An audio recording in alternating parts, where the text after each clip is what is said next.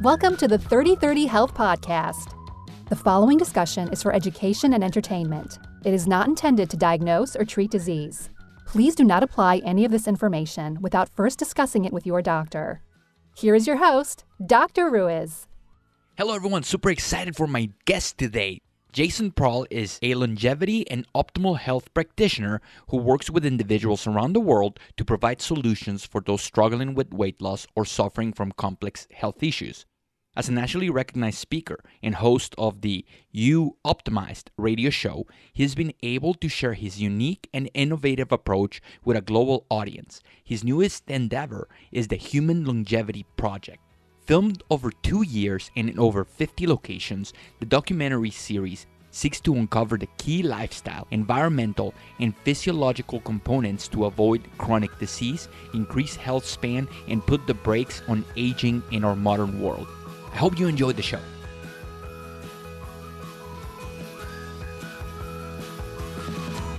Hello everyone, Dr. Ruiz here, with another episode of the 3030 Strong podcast. I have Jason Prall with me today and super excited. Jason, how are you?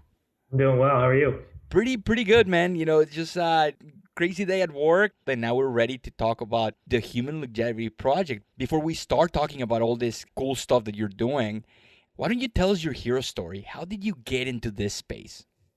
Well, it's I wouldn't say it's a hero story. It's more of a hero's journey, I guess you could say to some degree. But I had a lot of challenges. I had a lot of health challenges growing up. Had knee problems at 13 that nobody could figure out, and then had some weird kind of skin issues. It was labeled seborrheic dermatitis when I was 20 or so. But it was through these things that forced me to find the answers for myself. Right? I mean, this was basically before the internet became the internet. So it wasn't as easy as it is now to try to figure this stuff out. So, just through a lot of reading, a lot of science, I shifted gears from mechanical engineering to integrative health and started working with people as I started to figure this out a little bit. And then, long story short is I ended up, I wanted to get into optimal health, right? I wanted to sort of leave the disease model, leave the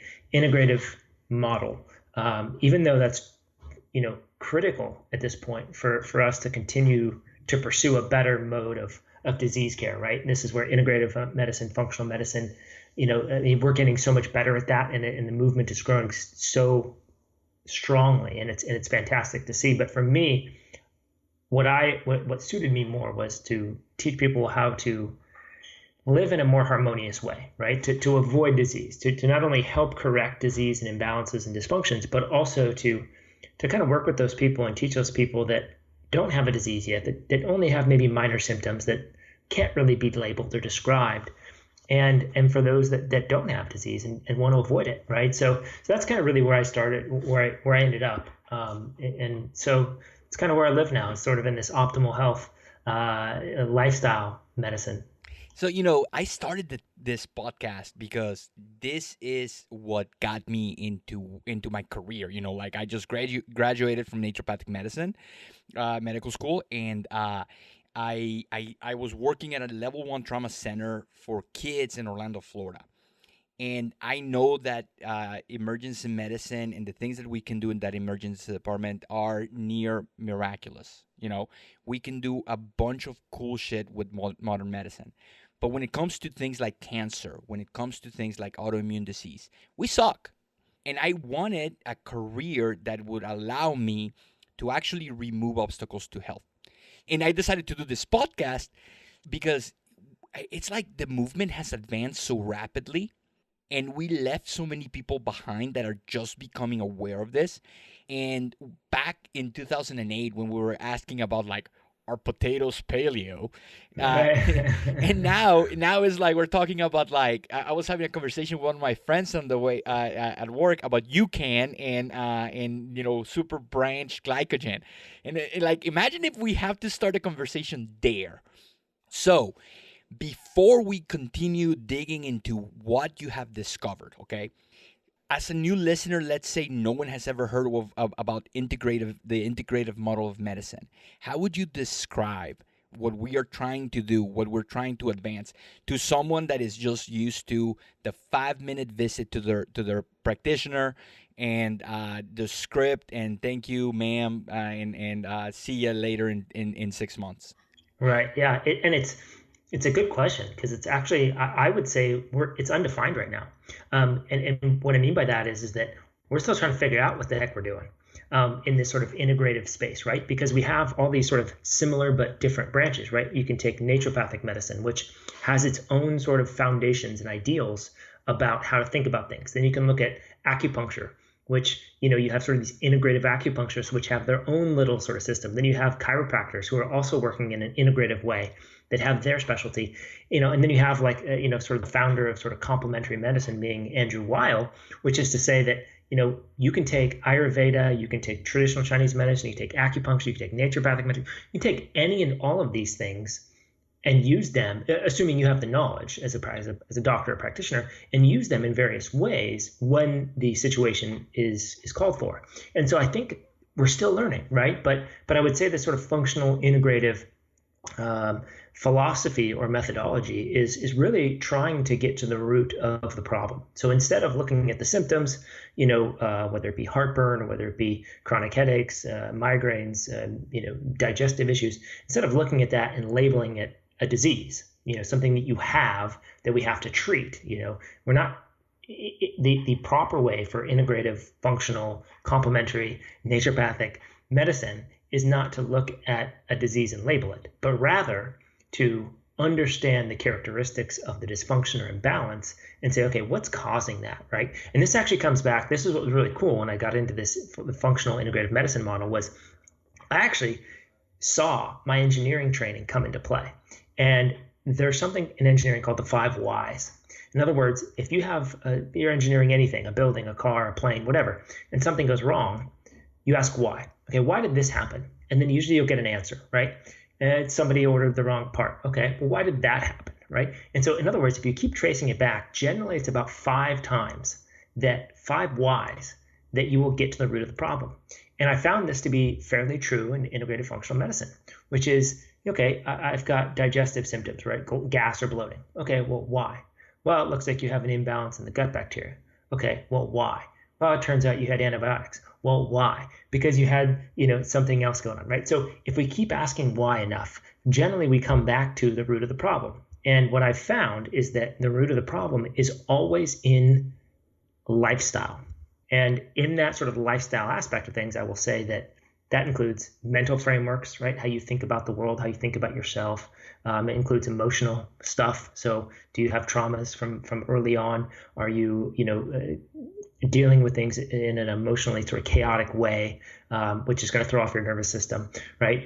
It also involves diet, right? And so I sort of lump this all in together. And the cool factor or the cool understanding or realization when you think about it in terms of lifestyle is that it puts the power back into your hands as the client or patient or person. In other words, I don't need a doctor.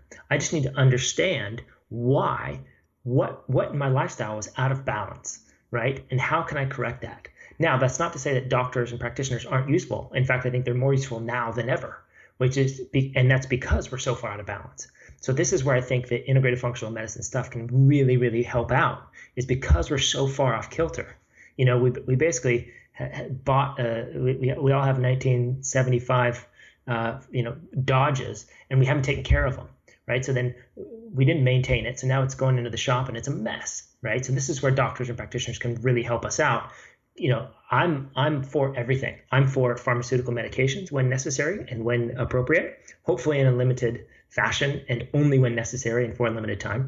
I'm for hormonal replacement therapies when done intelligently and hopefully in a networked type of way. I think we can't throw everything out, right? Everything has a value. I mean, antibiotics, how many lives has that saved? Penicillin alone, I just read this stat the other day. I love it. I love that you know this. So Fleming, the inventor of penicillin, actually never put penicillin to use. It was one of the people working in his lab that actually developed penicillin as a medication. He found the paper for penicillin. But Fleming is the creator. He has saved 200 million lives. Just penicillin, just one type of antibiotic, 200 million lives. Exactly. So I think it's easy to look at modern medicine and say it's the enemy, right? And that it doesn't do anything right. When I think we need to look at the whole thing. And when we start to do that and we use the tool that's called for at the appropriate time and only when necessary, then we can really start to bring things back. So I think this is where integrated functional medicine, naturopathic medicine, all this stuff kind of lumps in and starts to create a better solution for somebody that's really struggling with things, and helps put things back into balance. But I will say that if the lifestyle part is not being taught to the client or patient, then the reality is that they're probably going to come back at some point with another thing or the same thing, right? Because the root cause was never addressed. And it's not always the case, because sometimes it's something that happened a long time ago. It could be a physical imbalance, for crying out loud, from football or hockey, right? Or Genetic. boxing. Right. Yeah. So there are things, but I will say that if we start to think about this in a different way and look at the root cause, and then we can start to make headway. And this is where I think the sort of new medical model is going to really play out over the coming years. Okay, so let's simplify this even more. So let's go one layer deep, okay? Because it really upsets me when people say, "Oh, my ex practitioner is so naturopathic or so holistic. I have, high blood pressure and they gave me garlic or berberine or, using supplements as a pharmacological agent." That is no different than say, "Oh, you have high blood pressure. Here's your high blood pressure medication." Because you don't have a deficiency of high blood pressure medication, you also don't have a berberine deficiency. Okay, and that's where we need to do some lifestyle modifications. As your own example, what was the underlying cause for your seborrheic dermatitis, and can you tie all this in and how you didn't just use hydrocortisone to get rid of it? Yeah, so you actually make a really good point, and it's often where I criticize even naturopathic medicine because they think that an herb can cure everything, right? Where functional medicine is trying to use some supplement, right?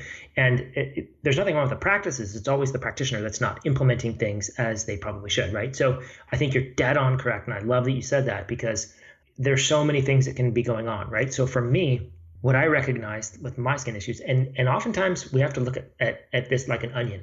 So there's multiple layers that we have to start peeling back, right? It's never one thing. And I think if somebody takes nothing out of this podcast except for this, I think it's important, which is that there's never one thing causing your problem.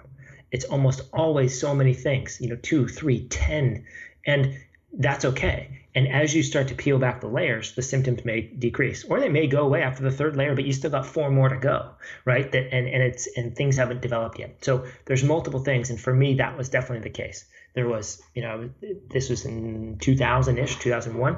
I had excess toxins in my local environment, from soaps and shampoos and you name it, right? That was all there. So that was placing a burden on my physiology. This was in college, right? So my lifestyle was like a college kid, right? I was drinking and partying, like a standard college kid might. My sleep was not good. I always slept fine, but I was not paying attention to my circadian rhythm and getting to bed on time and getting up early and really honoring that sleep cycle. So that's another burden. My gut bacteria was a mess, my microbiome, and that the reason it was a mess is because of all those things and other things, right? So really, if we want to look at the cause, the quote unquote cause, it was like 40 things I was doing wrong in my lifestyle. Right. And so as I started to peel those back, as I started to go organic with my food, as I started to take away, and by the way, with my seborrheic dermatitis, this was the recommendation that I got, by the way, which is now I look back and it's like insanity. They told me to use Selsun Blue, and this is on my face, by the way, right? So for those who don't know seborrheic dermatitis, you can look it up. It's not ideal. It's scaly skin. It's red. It's oily. It's kind of weird. And they told me to put Selsun Blue on my face and stand there in the shower for like 5 minutes with Selsun Blue on my face. They told me to, use this hydrocortisone cream, all kinds of garbage, right? All these toxic chemicals. And then actually it's funny because the only decent advice they gave me, but it sucked at the time, was to take cold showers. But their reason for it was because they thought that hot water dried out my skin. And the only reason I recognize that is actually good advice now is, and they didn't even know what they were suggesting, but cold showers can really stimulate lots of hormone production. It can stimulate circadian rhythm and sort of align you there. There's a lot of benefits from cold water now, but they didn't know that, right? So they gave me really crazy advice, and when it didn't work, that's when I was forced to start to look at everything else. And so I just said, okay, I'm going to stop washing my face. I'm going to stop using any creams, no lotions, no nothing. And as I did that, symptoms started to slowly get better. And then I said, okay, I'm onto something here. What's wrong here? What is the medical system? Why is this working, and why is the crap they suggested not working? So again, that's where I sort of went down the rabbit hole, right? And literally, like Alice, as you start to tumble down that rabbit hole, like there's no going back. Like you start to open the door to a whole other world of, this is shady stuff, and there's a lot of interest there, and there's a lot of, I hate the conspiracy thing, but that's what it is. There's a lot of financial interests all tied up together, working to keep you sick and to keep you on drugs. And it's a great system. It's a great financial business model, but for the individual, it sucks. So that's what I stumbled into. And I said, okay, how am I going to change this? Right? Like, now that I know, even the tip of the iceberg, how the heck am I going to make a dent in this? Because this is BS.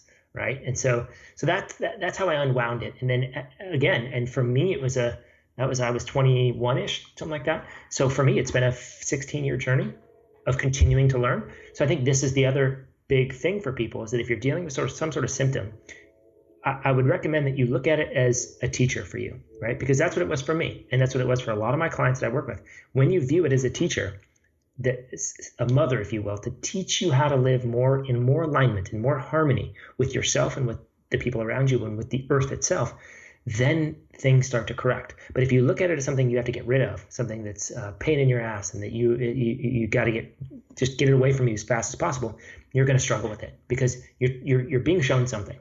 And the symptoms that you're dealing with are just a mirror for you to reflect back your life and your lifestyle choices and your mental framework and your emotional framework and all these things. And that's how you can then correct. So it's a gift. It's a beautiful gift. And the process of uncovering and unwrapping that gift may take a while, and that's okay. And if you view that as a journey as opposed to a destination, your progress and your happiness along the way will greatly increase. Because if your happiness is dependent on you recovering from whatever it is you're dealing with, then you're going to be unhappy. And that's ironically working against you as you're trying to unwind it. So if you don't allow yourself to sort of be results driven, and instead you look at this and say, okay, how can I improve? What is it that I can do to improve myself and improve my health situation and my habits and my mental framework, right? Simple things. It can be meditation. It can be focusing on sleep. It can be saying, I'm sorry to somebody that you've had a grudge with. I mean, these are very, very simple things, but they will all unwind your stuff, because it's all tied up in the same thing. And we know this now through the nervous system, through the vagus nerve, through, all these things. We can explain all these things, and it'd probably take us 10 podcasts to try to even sort of unwind that, right? So, but if you just buy into this concept of simplifying your life, looking at things that you can unwind and recover the lifestyle components, then the symptoms and all the things you're dealing with will start to unwind. So let's talk some conspiracy then. Because we can clearly trace this back to the invention. We mentioned it, antibiotics, because before antibiotics, if you got strep throat, you could die. And nowadays, or you get the common cold and it turns to pneumonia, death. So then this dude, has, it messes up his clean technique, grows some weird fungus, and is able to develop penicillin. So, and then someone says, you know what? This penicillin is killing all of the bacteria around the plate. What if we make a pill that we take it and maybe these infections go away? And guess what? It fucking worked. So then what happens is that people are like, we can eliminate bacteria with a pill. We need to make a pill for autism. We need to make a pill for cancer. We need to make a pill for think about this, any problem, seborrheic dermatitis. Here's your pill. But it just doesn't work this way, because penicillin is actually curative. Penicillin, destroys the bacteria, and the bacteria is what's making you sick. In the case of like seborrheic dermatitis or any like skin condition, one of the first lines is to give you a hydrocortisone, which suppresses your immune system. So it calms down the immune system that is affecting your skin, because there is something that autoimmune, your body is fighting something that is manifesting in your skin. And by suppressing the immune system, sure, you're suppressing the symptom, but now your whole immune system is suppressed, and now this is when you can develop chronic infections. This is when you can hydrocortisone or cortisone type drugs mess up your collagen and your ligaments and tendons. So all of these things that are suppressing actually mess you up, and then as mere humans, because of observational studies, like if your car has a flat tire. You are used to, let's change the tire, and then you put a new tire, and that's it. It fixes. But with the human system, we're not compartmentalized. Imagine like if your car, you change the oil, and all of a sudden you get 4 new tires. And, which is not, it doesn't make a lot of sense. But like if you heal your gut, and all of a sudden your skin clears, like what the hell, man? So it's not a conspiracy. It's just that we miss the forest for the trees, and this is what functional medicine or the integrative model of medicine is trying to correct. It's trying to go into a holistic or more macro way of looking at the human body, and not just specialize or divide the body by compartments and try to just adhere to one compartment. Right. Well, and if there's anything that I would hope that the integrative functional medicine community continues to do, is to let go of this labeling. So we still do it, right? And this is, I think, it's not working to our favor. We say somebody has a Hashimoto's, right? Okay, you have Hashimoto's thyroiditis. Okay, well, that's not really telling us anything, right? It doesn't tell us the cause, and it definitely is not related to the thyroid. It's actually related to the immune system. So, here's a great example. And this is why I would say a quote unquote conspiracy or this business model that was set up in medicine. Take something like seborrheic dermatitis. Well, if you don't understand Latin or Greek, or you haven't even looked up these root words, really what's happening is they're calling a skin condition seborrheic dermatitis. So what does that mean? That means seborrhea, right? The seborrheic glands, right? This sort of oil, sebum. Okay, that's one component. So we know it's tied to the sebum and the sebaceous glands. And then we know the dermatitis, derma meaning skin, and itis meaning inflammation. Okay, so we have skin inflammation associated with the seborrhea, right? The sebaceous glands. Okay, great. That tells us nothing. It tells us nothing. In fact, I knew that going in. In fact, that's what I told you. I told you that my skin was inflamed, and you're just telling it back to me in Latin, right? So this is what medicine has done. Traditional medicine has found ways to label things, and it doesn't matter what the disease is. Once you can label it, now you can apply a drug to it, and this is where they have gotten us, right? They say you have this, and therefore we're going to give you this, and this is where the patents and the drugs and most of these, I wouldn't say most, a lot of these drugs are coming from. Basically, they're synthetic versions of herbs that are found in the Amazon, right? So this is where most of medical stuff comes from. Is they go to the Amazon, they find something that works for to help restore balance, and then they extract one part of it and synthesize it, and they patent it, and then they sell it for millions or billions or trillions, right? So it's a scam. And the reality is that let's take the language out of something, out of the whole equation, and all we can see is what we feel or what we know. Right. For me, it was okay. My skin was inflamed and it was oily. And so that was that. Right. So let's just look at what we have. Let's stop at the names, because the names don't do anything for us. Right. So I think if we want to continue forward, we have to start looking at the imbalances, because that's all it is. And it took me a while to sort of recognize this. But once I was able to, it really opened up a new paradigm, which is to say that the body is never wrong. It's never doing something incorrectly. Even with things like autoimmune disease, we have this notion still that autoimmune disease is the body attacking itself. And while technically we might be able to sort of describe it that way, the body would never attack itself. It's insane. If you could ever resolve a system something in a tissue or an organ or a system. And in the process, you have sort of collateral damage, right? So almost always it's a virus or bacteria or some sort of infection going on in that tissue, or you have toxins, right? And that's generally the case. And yes, there's things that we call molecular mimicry, but I think that's still a little misunderstood, because I think even with things like gluten and some of these things, the immune system is reacting to something intelligently. And when that, the immune system learns, right? So this is the thing, is part of the immune system is a learning mechanism. And so it has to unlearn some of these toxins and that kind of thing. I won't go too deep down that road, but it's important to recognize that when your cholesterol is high, that's not a mistake. When your cholesterol is low, that's not a mistake. When your liver enzymes are high, that's not a mistake. When you look at lab work or any kind of functional lab work, there's never mistakes. All we're recognizing is imbalances. And then again, we have to go back to why. Why is this metabolite high? Why is this metabolite low? Why is this enzyme high or whatever? And when we can start to piece that together and get to the why, then we can start to recognize what to do about it. Because, I ran, cortisol rhythm tests, with something, the Dutch test, which is a dried urinary test for comprehensive hormones, and it measures cortisol throughout the day. And that's great. And you test somebody and you'd see it way off, right? It would be cortisol's low in the morning when it should be high. It would be elevated in the middle of the day when it should be starting to come down, et cetera, right? So you'd see their rhythm off. Well, you can look at that a number of ways. But once I started to recognize the value of lifestyle and the importance of lifestyle, I would correct their sleep patterns. I would say, okay, turn off the artificial lights at night. I want you to get up in the morning and go outside and get sunlight in your eyes. And within 2 weeks, 3 weeks, their cortisol rhythms were back. So there was nothing I needed to do except for teach them how to sleep and honor sleep, right? So we have to start looking at the body is always responding to the inputs that it's given.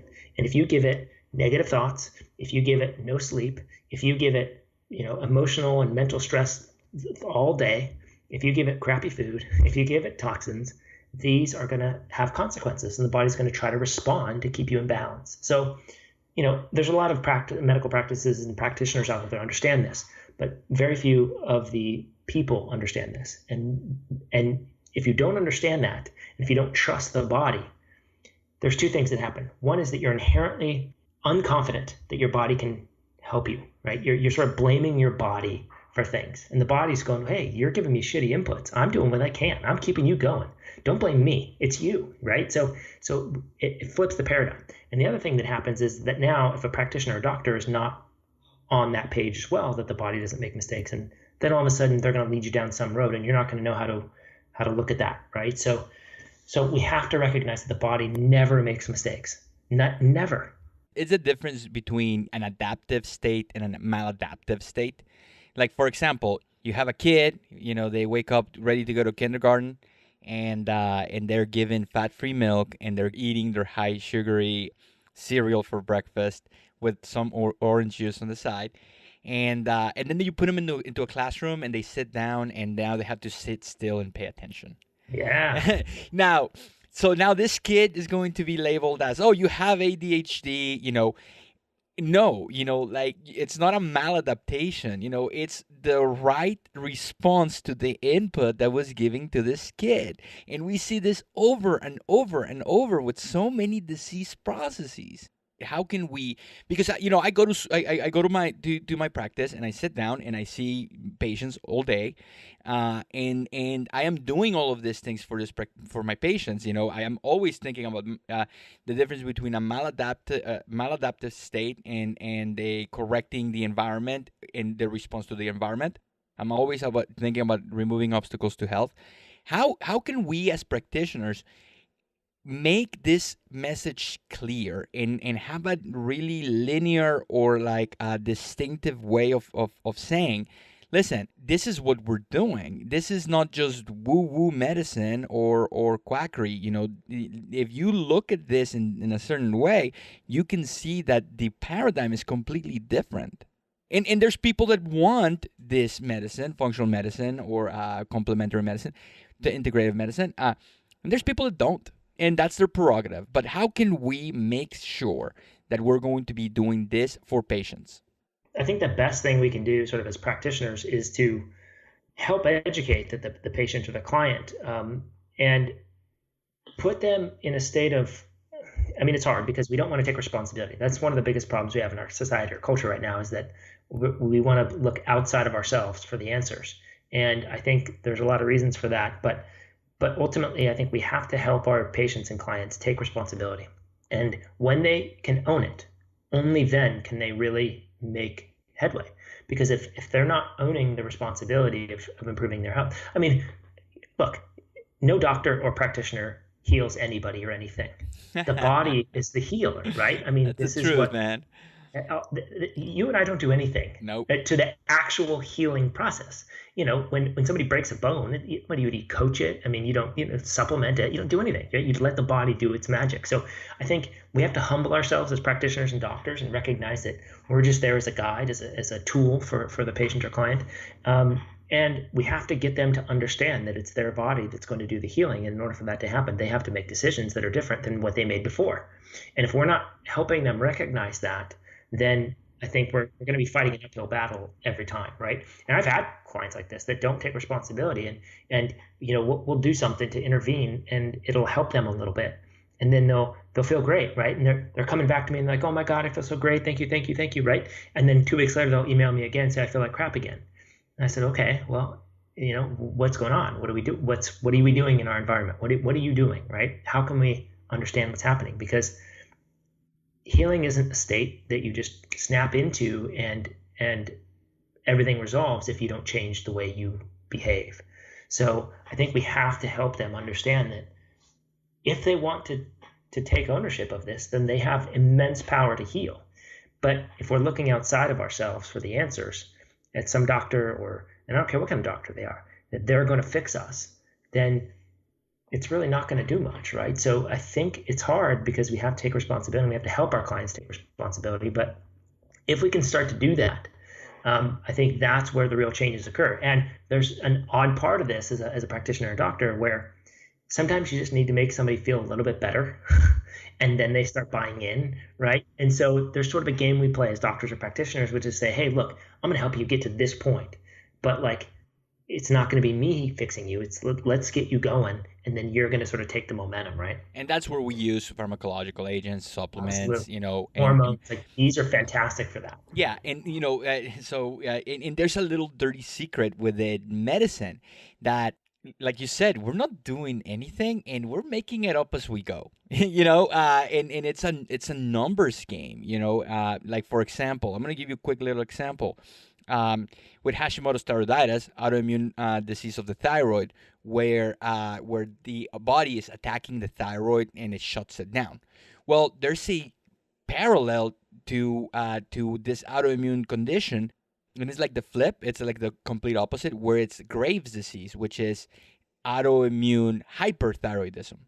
And I have a patient that was diagnosed with autoimmune hyperthyroidism. And when I diagnosed, instead of diagnosing her as hyperthyroid, I diagnosed her as autoimmune disorder of the thyroid.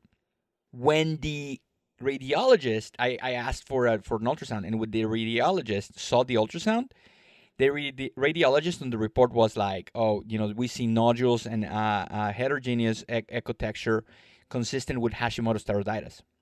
It's the same disease process, autoimmune. The difference is that this autoimmune disease either turns it on or turns it off. In her case, it turned it on, okay?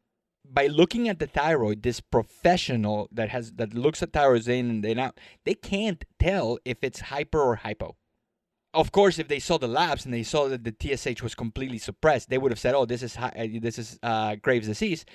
But we are playing a numbers game, and he knows that this ecotexture in the thyroid is more likely to have a Hashimoto's than Graves. Graves is less prevalent. 95%. 95%, yeah. So he called the shot, and he missed.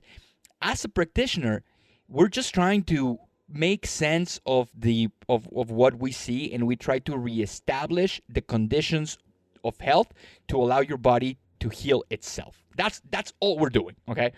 I tell my patients, I'm not the coach. I'm more like a quarterback. I can make a call, and sometimes, if I see someone open, I might throw it and try to score. But ultimately, you're making the final call, and you can bench me at any time. And that's good. I'm glad you say that, because I think that's important too for patients and clients to recognize, which is to say that you're in charge, Fire your practitioner if you don't like what they're doing. And they could be a really good practitioner, but if you don't jive, if something's off, if you don't feel good about it, get rid of them. Because if it could be one of the best practitioners in the world, and if you don't like him or her, and there's an issue there, then you're not going to heal, right? Because it's ultimately you and you making the decisions. But you actually kind of reminded me of something that's very, very critical for practitioners to understand, for all the doctors and practitioners to understand.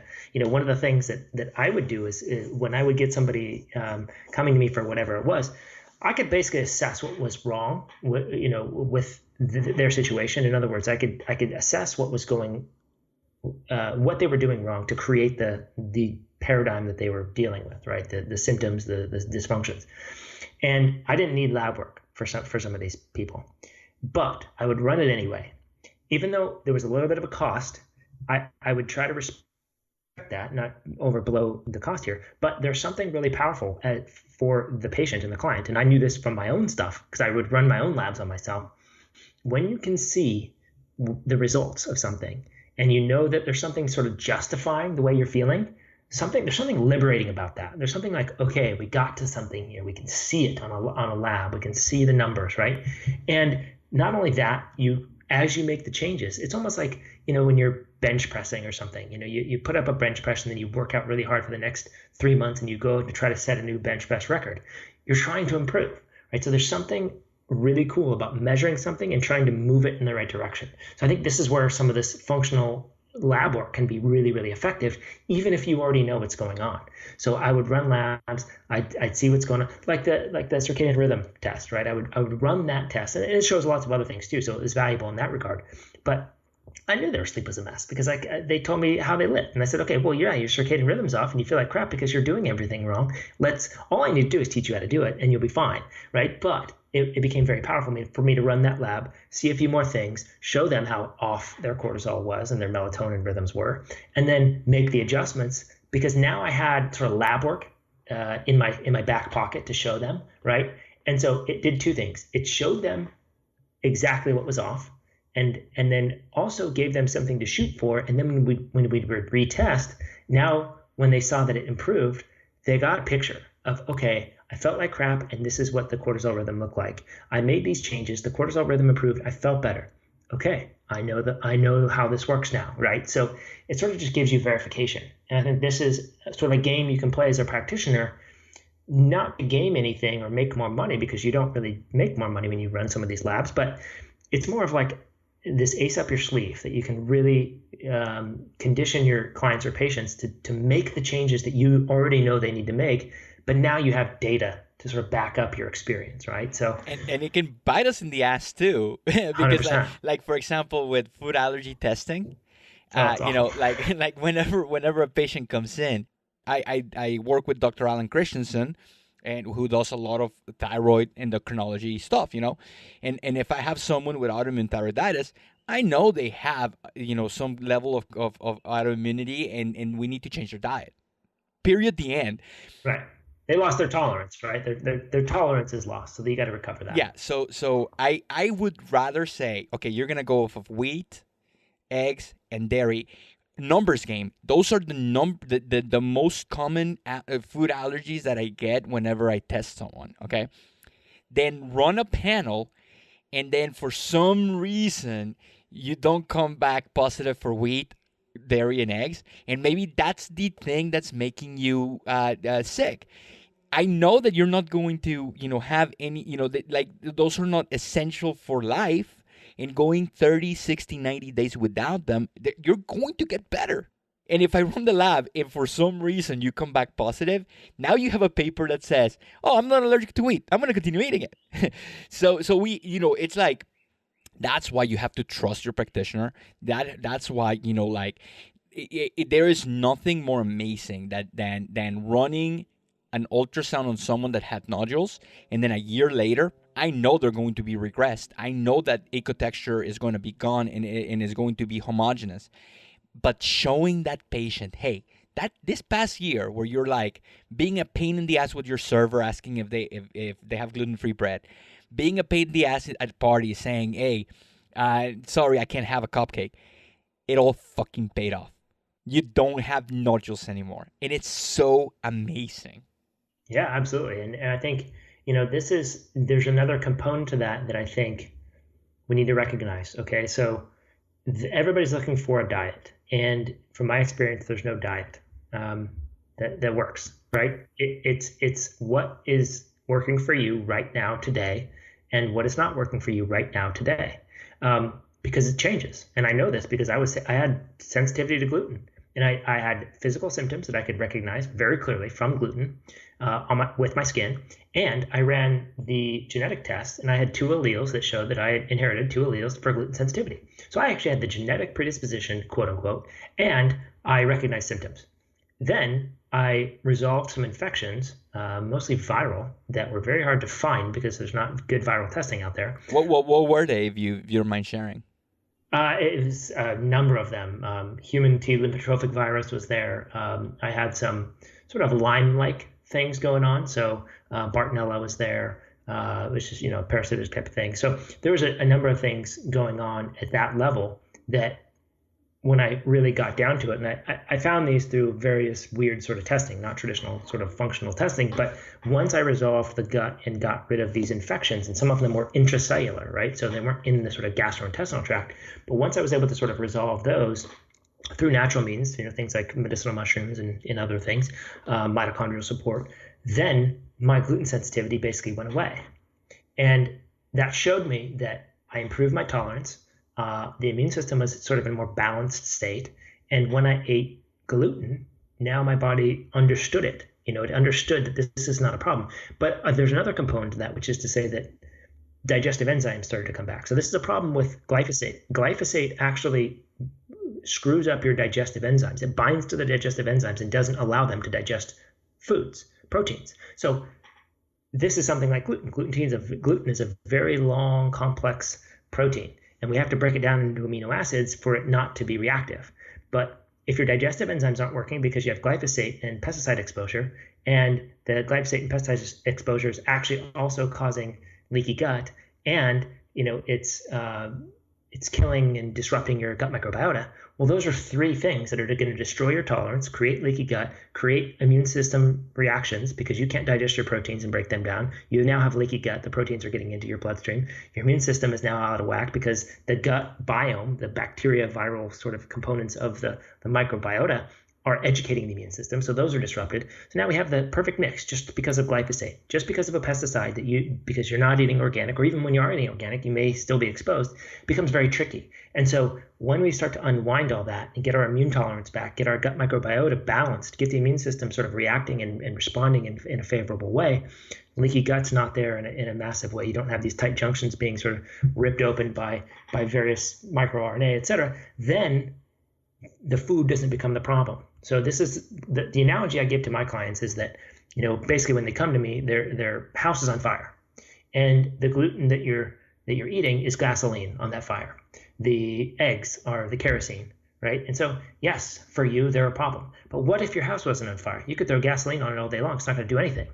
So this is the way I think we have to start looking at food, which is there's no bad food, and I can prove this because there's people all around the world that eat bread. And they're living past 100. I interviewed them. I talked to them. They actually told me that bread was a staple for them. That they used it when they were sheep herders, right? So they were shepherds in the mountains. They would herd these sheep across great distances, and the thing that they took with them was bread. So bread was literally ate at every meal. So bread is not bad. Gluten is not bad. We've screwed it up, and we've screwed ourselves up. So this digestive process is totally messed up. Our stomach acid is just a mess. Our stomachs aren't working. Digestive enzymes aren't working. I mean, I go on and on. We're not chewing. There's nothing that we're doing right when it comes to eating food. And this is just the process of eating, right? So eating in a calm state, right? All these things. And so I think we have to start getting out of this food blame game, but also recognize that the food can be a problem for you. So instead of blaming the food as the problem, let's just recognize it as potential problem for me right now. And if I fix my situation and I eliminate those foods for a little while, then I start to bring them back in, perhaps at some point when my function comes back and I eat organic food, then we're okay.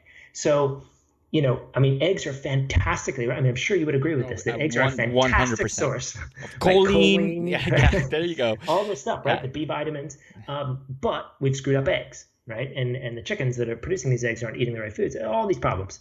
So we have to start looking at the real source of the issue of the problem, which is to say that we're screwing up the food supply, we're screwing up our function, and when you start doing that, yeah, you get problems. And certain foods that have long, complex proteins that we're not breaking down will probably be an issue for you, So to piggyback on your analogy, like let's say your house is on fire, you don't want to bring in kerosene and gasoline. But if your house is not on fire, you can use kerosene and gasoline to help your house become prettier, like running a lawnmower, maybe heating up the house.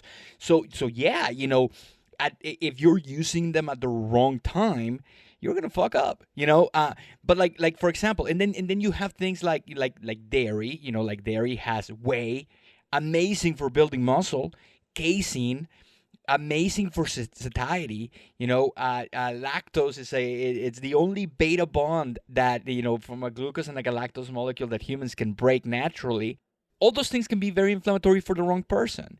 But if you're not allergic to those things, that is technology that you should be using to get swole.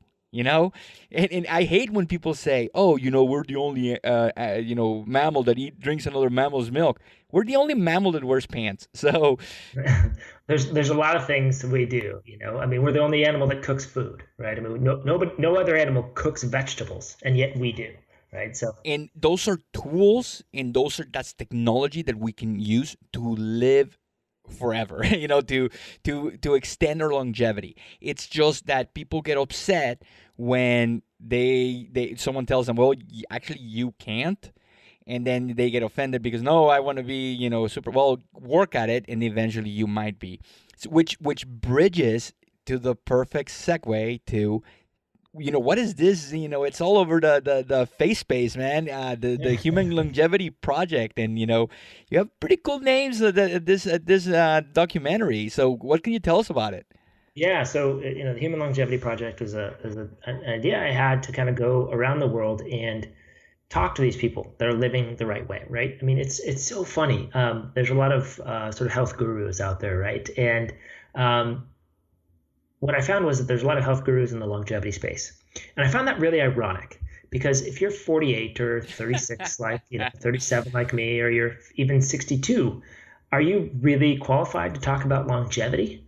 You haven't done it yet. So let's not get ahead of ourselves, right? So I felt like I couldn't really talk about longevity, in all honesty, until I went and at least spoke with these people that were living well into their 90s, were living healthy into their 90s and 100.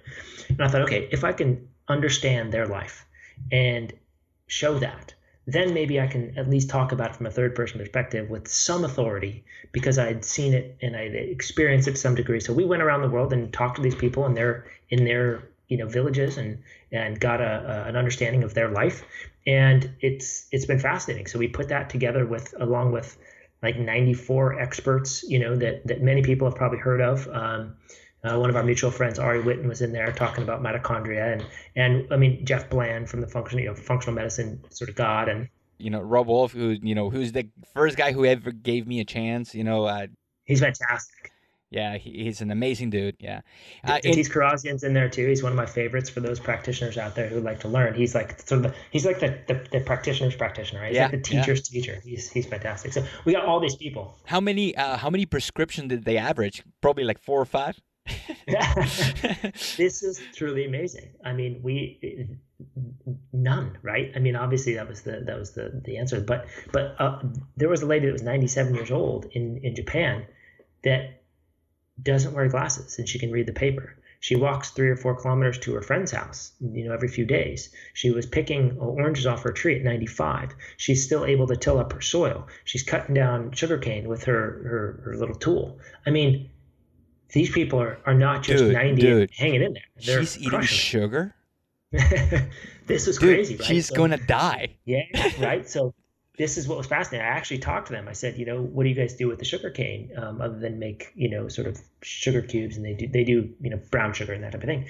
They said that they actually eat it. So like straight up. So they would chop down the sugar cane, they'd peel the little kind of outer grass bark part off, if you will, and you just chew on it. And they gave me some, and oh my God, it's so good, right? So it's basically this grass, and you just chew on it, and out comes this sort of sugary water. But when you understand that nature has done that correctly, and they use it for cancer, they actually use it to, if anybody is developing cancer, they will use that as one of the tools. And so it's not just sugar, right? It's not just this glucose thing that we create here in our society. It's actually from nature, and it has a lot of other things in it as well. So, imagine this, right? And this, when we look at cancer in our society, you actually give somebody sugar, right? And then you can trace it, right? You can trace it, and you find where the cancer is, right? It's a PET scan, so like cancer, it's you dividing faster. So the concept is that because every cell uses sugar, you give sugar that has irradiated, and then you put them through a PET scan, and it lights up. So the cells that are eating the sugar faster are going to be concentrated, and you're going to see them. Yeah. Right. So what if, and it's just sort of my own thinking, it's no science necessarily behind it other than sort of logic. What if that glucose that's in sort of the sugar cane, with it comes some plant molecule that is anti-cancer, that is anti-tumor? So now you have glucose escorting in this beautiful plant molecule that's killing the tumor cells. What if that was a Trojan horse, and that's why they were using it for cancer? I don't know the answer to that, but it's a reasonable assumption that I can make, because we're doing this now in Western medicine. We're actually using glucose to escort in. Totally. A couple of years ago, like all the rage was to use insulin, to lower your glucose and deplete you of glucose.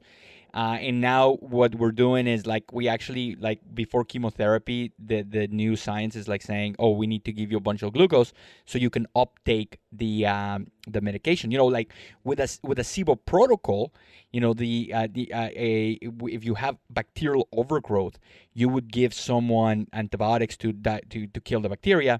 And if you in people go on a low FODMAP diet, so low fiber, sugars and whatever. The best science out there right now says that in order to be able to kill the bacteria properly, you have to do a prebiotic in addition to the antibiotic. Because if you don't give the prebiotic and the bacteria senses that it's being attacked and it's being cold, the bacteria goes into biofilm formation, weathers the storm, and then comes back with a vengeance. So this concept of feeding and killing at the same time makes total sense. Well, and this goes back to naturopathic medicine, right? Which is to say that nature has perfected this over eons, right? The apple has perfected its protective mechanisms against pathogens and anything that's going to try to kill it, right? This is where we trust nature. And if we trust that nature, things like fungi that are able to protect themselves against viruses, against bacterial pathogens, that's where they can sort of work their magic, right? So we're harnessing the power and the intelligence of these plants for our own benefit, right? So this is where I think we have to go back to, even things like oranges and watermelons and, kiwi. These things are powerful, right? And we've lost them because we think, oh, it's just a fruit and it's bad. This is completely insane to think in this way. And if we just go back to nature, we can start to gain some of those benefits that are already there. And we know this through modern science, but also through generations and generations of culinary practice and evolutionary biology, right? So this was some of the stuff that we kind of talked about. We looked at their lives, these old people around the world. And one of the things I wanted to bring forth, because, these old people have been studied, a lot of old people around the world have been studied, and that's fine. But what I think is lost in sort of the presentation of their practices and their lifestyles and all these things is the historical context. And why does that matter? Well, in Greece, on the island of Greece that we went to, I asked them when they got electricity, and they said 1970. So what does that mean? That means no refrigeration. That means no freezers. That means very little, if any, transport of goods, any meaningful distances. That means no light bulbs, which means the circadian rhythm was on point. Everything changed, right? No cell phones, no Wi-Fi, and all this is gone. Now, it's almost like they were camping, right? They had carbide lanterns. I mean, if that doesn't flip everything on its head for you, then you're missing the point, because that is the way humans have lived for eons, right? One guy in Costa Rica was telling me that before they built the road into this little town, this little village that he was in, avocados were everywhere. They would use avocados. They would eat them. They're abundant. They would take the pits and they would actually combine them with some mud and other things to build walls.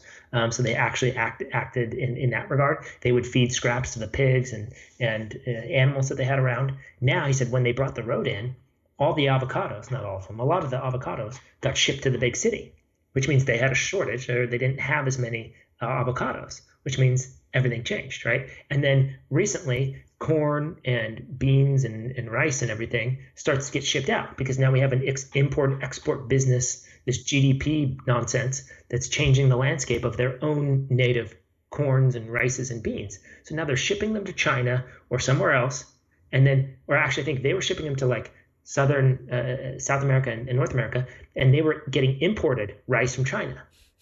I mean, it's just insanity, right? And so now you have the local environment is not as beneficial acting through the foods, but not only that, it's just a mess of economic situation. And so you start to see how all this starts to play together, and the seasonality of food starts to get lost because you can now refrigerate things, and you can transport them, and you can get them from wherever. And everything starts to change, right? And even more scary recently, one of the guys was telling me in Costa Rica that one of the big ag/chemical companies came down and was promoting their seeds, and they were giving them away for free in Costa Rica. And of course, as we know, the seeds require their pesticides, right, for them to be successful. And so they were giving away GMO seeds to Costa Ricans, and they said, "Screw you." And we're not using that because then we have to buy your fertilizer. And we don't need that. We have manure, and we have dung from the monkeys and the cows and leaves, and they didn't need all that stuff, right? So they had, because they were more in touch with their environment and nature, they understood the ramifications of going down that path, and they didn't go down that path, at least in a wide scale. And yet, this is all we have here in the U.S. for certain crops, right? Soy and corn is, and cotton. I mean, these are massive, massive GMO products, and pesticides are everywhere. Another interesting thing about the Greek island that we went to, because it was a mountainous Greek island, they actually didn't have monocrops.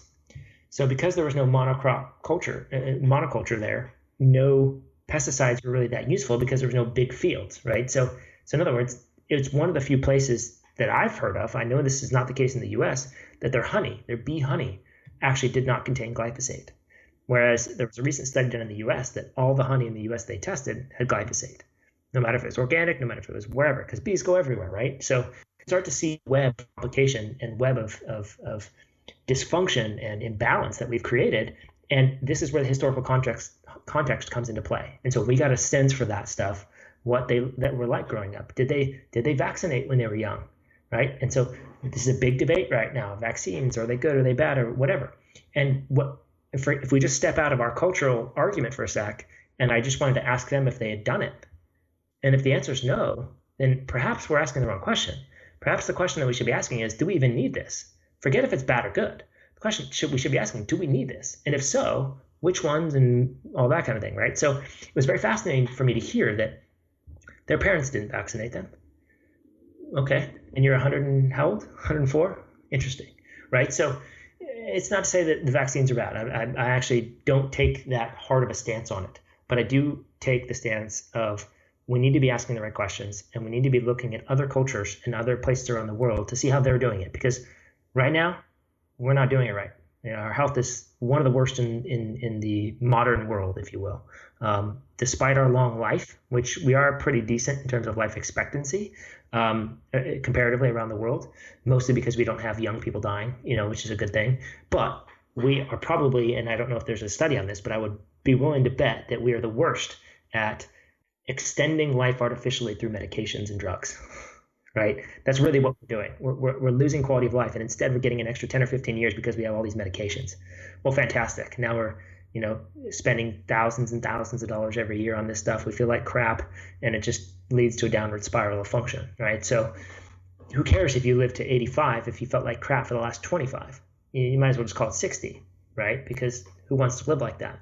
And this whole scenario, plays out in so many different ways. Let's say we go to Costa Rica, or we go to the Amazon, and we start planting Monsanto seeds or GMO seeds. one of the scary. So I do a lot of research with botanicals, and I've done a lot of publications, and it would specifically with the antiviral activity of botanicals and antimicrobial activity of botanicals. One of the things that we discovered is that plants, bacteria can make resistance to botanicals because bacteria is amazing, and it just takes one mutation, and then you're like, well, that's it. You're resistant to that botanical or that antibiotic.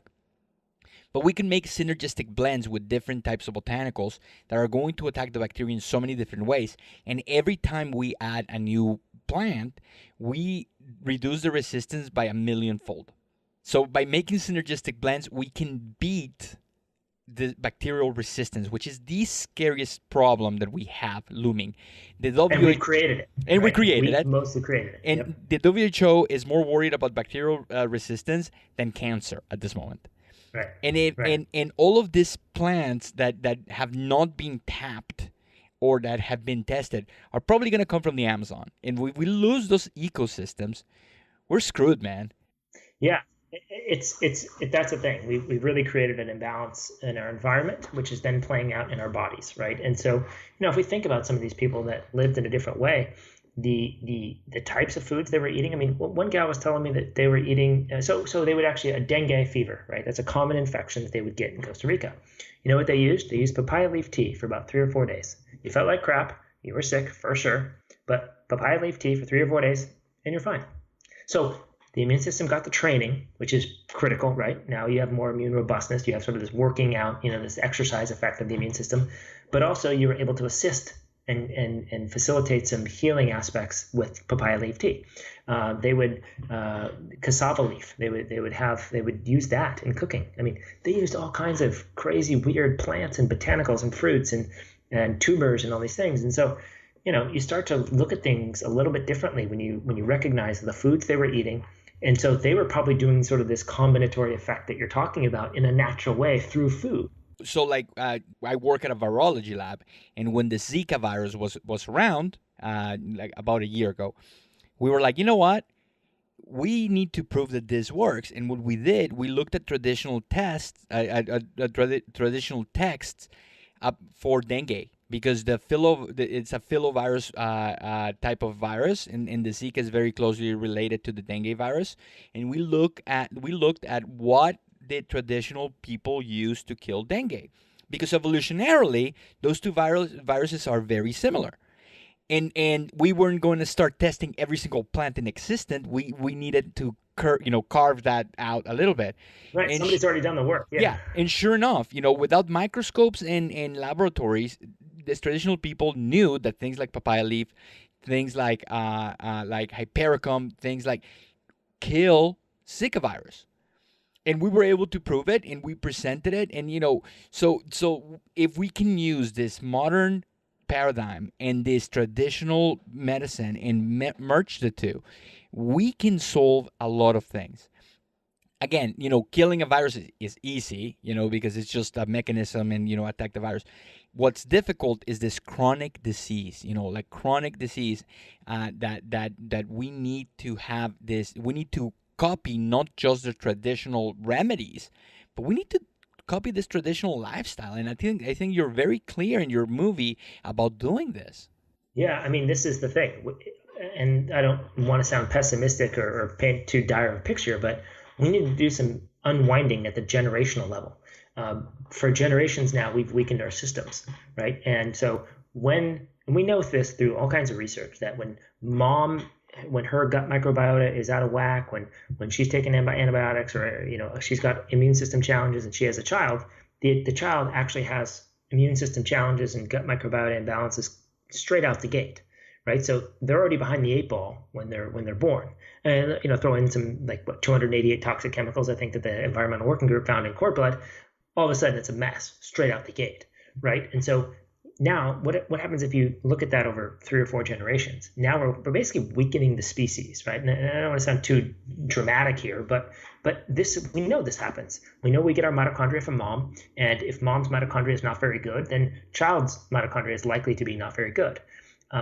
If mom's mitochondria is fantastic, then child's mitochondria is going to be likely fantastic. So we have to recognize that what our parents did and what our grandparents did is actually impacting us and our function and our ability to tolerate the world. And I think what we're really shining a light on, hopefully, is that if we start to unwind ourselves, then our kids tomorrow will have a little bit better shot. And if we teach them how to operate in this world appropriately and live in harmony with nature and do some of the right things, then their kids have a even better shot, right? So in other words, we have a self-corrective mechanism here. We can take that course, but it may not happen in one generation, and it may not happen to us individually. In other words, there might only be so much we can do for ourselves because we were so compromised from birth, and that's okay. Some of us are driving around in a Ford Focus, right? We don't have a Ferrari like somebody else, and that's totally okay because they can both go a couple 100,000 miles. We just have to take care of them differently and perhaps drive them a little differently. And so it's not a good or bad, but I think if we want to have a better future going forward, if we want to be more resistant to disease, then we have to do the right things. And because I think you highlighted something really important, which is like a Zika virus or the Spanish flu or any pathogenic organism that's going to cause quote unquote disease. Here's the question I would ask. Why do only some people get sick? And why do only some people become terminally ill? And why do some people die?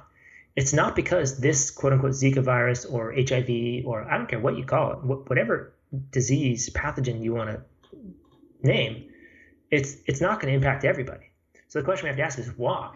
And the short answer or the easy answer is that it's going to impact those who are weak. And this is why we always see children and the elderly get sick, right?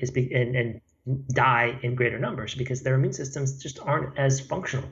So it comes down to function. It comes down to our robustness and all the things that we're doing, pesticide exposures, antibiotics, eating horrible food. This is weakening us, right? And so therefore you will be more susceptible to all disease, both infectious disease and chronic disease. And so the other aspect is we're seeing cancer skyrocket, right? Well, we know that when we get sick as children with the measles or whatever, the immune system goes into action. Every time your immune system fights off a cold, a flu, the measles, whatever, it's actually cleaning up cancer because those same immune molecules are basically doing that, right? So actually immunotherapy is one of the big new things with cancer treatment, right? We're invoking the immune response. So perhaps by not allowing our bodies to fight pathogens and infections by vaccines or by antibiotics or all these things that may even be useful in the short term, perhaps it's causing a long-term disadvantage, which is to say that now we're more likely to develop cancer because our immune system's doesn't have a chance to go to work. So again, I'm not proposing anything big here. I'm just trying to highlight the fact that nature did things pretty dang wise, and we're here for a reason, right? Because we allowed this process to take place. And if we start screwing around with that, then we're likely to get bad outcomes. And I think we're really seeing this in a big way, right? I mean, it's getting bad. So we have to course correct. There's excellent books on this same topic, like Missing Microbes, where people that grew up in farms have less allergies because they're exposed to more dander and poop, and then you move to a sterile environment, and now you don't have the tolerance. Well, one of the cool studies somebody shared with me, and this blew me away. I mean, it makes total sense, but I was like, I can't believe somebody actually studied this. They looked at children that were, I think it was children. It was humans. I don't know if it was children, but they were people that were living in a household with a dishwasher versus people that were living in a household that were washing their dishes by hand. And the people that were washing the dishes by hand actually had stronger immune systems and were healthier. And I was like, whoa, so even the dishwasher is causing problems for us, right? Something that's so benign and so beneficial from a technological perspective, because we don't have these little tiny bacterial things. In other words, the dishes are too clean, right? So that's a really funny way to think about it. But now if we can accept the validity of that study, now we've got a question like, oh man, what else is too clean, right? So I think it speaks to your point exactly, which is that the more we interact with our environment, it just seems to be that we become healthier, right? The Amish are a fantastic example of this. So let's end this on a high note because that's so super fucking depressing. We're all gonna die and we're gonna be weak and feeble. So let's end this on a high note. How what are some things that make you excited about the future? And I'm gonna give you an example. About 4 years ago, when I started medical school, naturopathic medical school, they would tell us, oh, most of your patients are probably going to be female. And now I see, like they would say, like numbers as high as 85 to 90% are going to be female. Now I'm seeing like 33% male and 66% female. And that's because like the statistics are pretty clear. Women live longer, okay, so they have less mortality, and guys die faster, but they have less morbidity, meaning that they're less sick. How does this happen? Well, because women report being sick, they go to the doctor, they get help, and thus live longer. But now guys, like with this whole, I don't care if you like it or not, and however my listeners feel about this, but because of this biohacking and making health cool, we're learning more about health and we're pushing the limits and we're making each other healthier by living a healthier lifestyle. Like, eating a clean diet, it's cool now, where before people would make fun of you. But like going to CrossFit and eating a paleo diet, it's like trending. So that's amazing. And I don't care if you think that paleo diet is bullshit or CrossFit is bullshit. It helps with health, and anything that helps with health and it's going to help outcomes is going to be awesome. What are some trends, or what makes you excited about the world of health? Yeah, well, I mean, honestly, I think because we've screwed up for so long, I think people are tired of it, right? They're tired of the traditional medical system. They're tired of feeling like crap. And now they're starting to do something about it. So I'm actually more optimistic, I think, than many. I'm actually really excited for where we're going because I think we've sort of hit the bottom in a lot of ways. Now, it may not play out that way in the statistics. You still see statistics going awry, but I think the change is happening. And I think people are waking up. I think we have podcasts and internet things happening. I mean, the information is just spreading so fast that it's pretty freaking cool. And the other aspect is technology. Technology has now responded to say, okay, here's an Oura ring, that can track your sleep and track your heart rate variability. Here's red light therapy. Here's, hyperbaric oxygen. We have so much cool crap now that we have so many opportunities to heal. And so the technology excites me. It's a double-edged sword, but it definitely excites me. The fact that people are waking up really excites me, partly because I care just as much about the planet as I do the people. So in order for the planet to be healthy, we all individually have to start making better decisions. And I think that's happening. So we just see a collective waking up, and it's really cool to see. And I think there's so much to be grateful for and so much to be excited about that. Even if you're dealing with a dysfunction, I think this is also changing. We're seeing a more spiritual awakening. And I don't care if it's religion or spirituality or, you're more of a nature person, or even if you're an atheist. I think there's this emerging factor where people are starting to come into their self. And you see this manifesting in all kinds of ways, whether it be through yoga or meditation or, just coming together as a group, being more accepting of other people. We're starting to see this. I know it maybe doesn't feel that way through the media, but I think the media overblows a lot of things. I think this is one of the best times to be alive. I think we are safer and healthier in so many ways than other generations and other periods of time. So it may feel like doom and gloom, but I think there's so much good happening right now. And honestly, I'm super excited. I mean, 10 years ago, I was the weird guy growing organic food in my backyard. Now you can buy it at freaking Walmart. I mean, that's just laughable to me. And the way technology advances, I can only imagine what is going to be possible in the next 10 years, right? So it's cool. And things like accountability, like our mutual friend Dan Party, like with Human OS, it's like so awesome to suggest to my patients, maybe you should start using a tracking thing that gives you your workouts daily and you can track. And people geek out about that. Yeah, it's amazing, Yeah, yeah. So if you look at like Malcolm Gladwell's work, right, the tipping point, some of these things, this is where I think we're starting to see the change. All it takes is a certain percent of the population to embrace this stuff, and then the culture changes. And once the culture changes, individual health becomes so much easier. And this is what we noticed in some of these places we went around the world. Their culture was healthy. Therefore, to be a healthy individual was easy. You just did what everybody else did. And we're wired this way as humans to want to fit in and be a part of the group and be a part of the crowd, right? Nobody wants to be the weird person. It doesn't feel good. We want to be included. We want to be loved. We want to be liked. We want to be part of something. So as the culture starts to shift to this more healthy lifestyle and excited and inquisitive and curious and I think we're going to start to see the whole culture shift in a matter of 1 or 2 generations, and people are going to start behaving so differently. And it's going to be cool to behave that way, right? So I think we're already seeing it. And so I'm super excited. Like, I love being a part of it. I think that's the coolest thing, is that I'm sort of riding the wave of this thing that's happening organically. That was the coolest thing, to encounter this movement and then motivating myself and being able to plug into this movement and then helping people and then spreading the message and not just being as a spectator, actually contributing. It is so amazing. And like this wave, dude, it's nowhere near crashing. So if you're listening, and you're excited about this, start a blog, start a podcast, call your friends, start, community garden. There's so many, go watch the Human Longevity Project and put it on your wall, and let's try to spread some positivity and let's try to get this message out.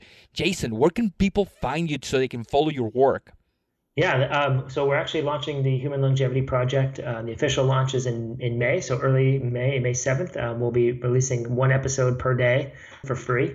So they can go to humanlongevityfilm.com and follow there. But honestly, that's really where my focus is right now. I'm trying to build this awareness around an empowered message that every person can have health. It's built within you. It's already there. There's nothing to seek. It's just we haven't been taught, unfortunately, how to live in a harmonious and healthy way, most of us. And so just learning how to do some of this stuff and learning what matters, I think can really transform the way you operate and how you feel. So that's really where all my energy is going, Human Longevity Project. Hey everybody, I had some technical difficulties and wasn't able to capture the end of my conversation with Jason. You can find his documentary at thehumanlongevityfilm.com, and I've included a link in the show notes. Sorry about that, and see you next week.